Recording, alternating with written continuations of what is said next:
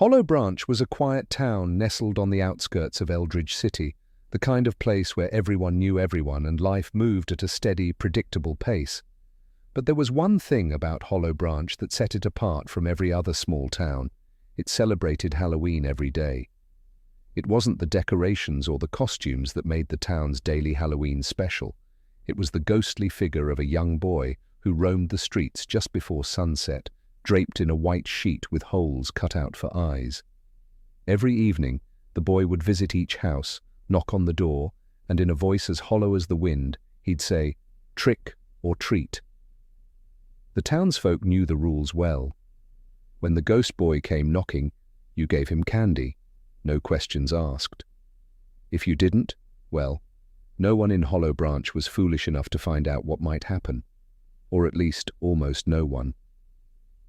Lawrence moved into Hollow Branch in late October, a time when the air was crisp and leaves crunched underfoot. He was an older man, grumpy and set in his ways, having left the bustling city for some peace and quiet. But Lawrence wasn't interested in making friends. When Sienna, his younger neighbor, tried to welcome him to the neighborhood, he dismissed her with a wave of his hand. "Thanks, but no thanks. I don't need any help," Lawrence grumbled as he unpacked his boxes. Sienna, always kind-hearted, didn't give up so easily. "I just wanted to let you know about the ghost boy. He'll come by in the evening and it's important that you give him some candy." Lawrence squinted at her, a scowl deepening the lines on his face. "What kind of nonsense is that?" "It's not nonsense," Sienna insisted, her voice lowering as if someone might overhear. "Bad things happen if you don't. It's been like this for as long as anyone can remember." Lawrence huffed, clearly unimpressed. "Superstitious drivel. I don't believe in ghost stories, and I'm not about to start catering to some brat in a bedsheet." "Please, just trust me on this," Sienna urged. "You don't want to find out what happens if you don't." Lawrence merely grunted in response, turning back to his work. Sienna left him to his stubbornness, a worried frown on her face. Days passed, and every evening, just before sunset, the ghost boy made his rounds. Sienna, like everyone else, left a bowl of candy on her porch, never daring to open the door. Lawrence, true to his word, ignored the whole affair. He never heard a knock at his door, nor did he care to look out his window to see the ghost boy pass by. But on the fourth day, something changed. Lawrence came home from a trip into town, arriving just before dark.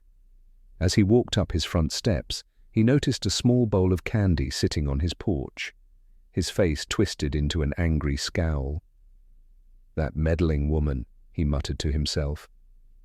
It was clear to him that Sienna had placed the candy there, trying to appease the ghost boy on his behalf. "I won't be outsmarted by a bunch of superstitious fools." He picked up the bowl and tossed the candy into the bushes, feeling a surge of satisfaction as he slammed his front door behind him. He settled into his armchair, determined to forget the whole ridiculous affair. But as dusk deepened, there came a sound that Lawrence couldn't ignore, a soft, persistent knock at his door. His heart thudded in his chest, not from fear, but from rising anger. He knew who it was. He stomped to the door and flung it open. There stood the ghost boy, small and silent, the edges of his white sheet fluttering in the evening breeze. "Trick or treat," the boy whispered, his voice barely audible. "Go away," Lawrence barked. "I'm not giving you a damn thing." He slammed the door shut with such force that the walls rattled. Lawrence stood there, breathing heavily, expecting the boy to leave. But the knocking continued, softer this time, almost pleading. "Enough of this!" Lawrence roared, flinging the door open once more. But the boy didn't move. He stood there, staring up at Lawrence with those hollow, empty eyes. Lawrence's fury reached its peak, and he stepped outside, ready to chase the boy off his property for good. But as he did, something caught his eye, a thin wisp of smoke curling up from the base of his front door. "What the—" Lawrence turned, his anger giving way to shock as he saw the flames licking at the wood, growing rapidly, fueled by some unseen force. He spun back to the boy, but the ghost was now standing on the sidewalk, watching him silently. Lawrence's rage flared again, and he stormed towards the boy, reaching out to grab the sheet and yank it away. But his hand passed through nothing but air. The sheet fluttered to the ground, empty. The ghost boy was gone. Heart skipped a beat. He staggered back, clutching his chest as pain lanced through him. The flames on his door roared higher, the heat searing his skin. He tried to shout for help, but his voice failed him as darkness crept into the edges of his vision. His last thought, as he collapsed onto the driveway, was of Sienna's warning. Maybe he should have listened. By the time the fire department arrived, Lawrence's house was a smoldering ruin. Sienna watched from her porch, tears in her eyes, knowing what had happened. The townsfolk gathered, whispering among themselves, but no one dared to say it out loud.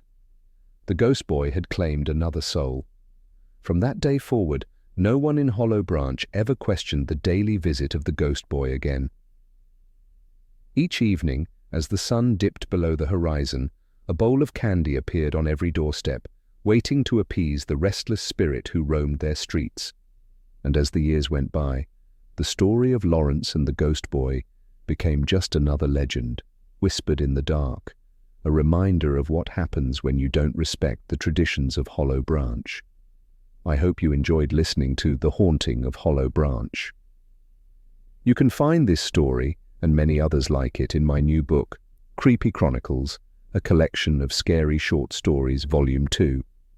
You can find it along with Volume 1 at the link in the description of this video. Be sure to subscribe, like, and hit the notification bell to stay up to date on all things Grace and Todd.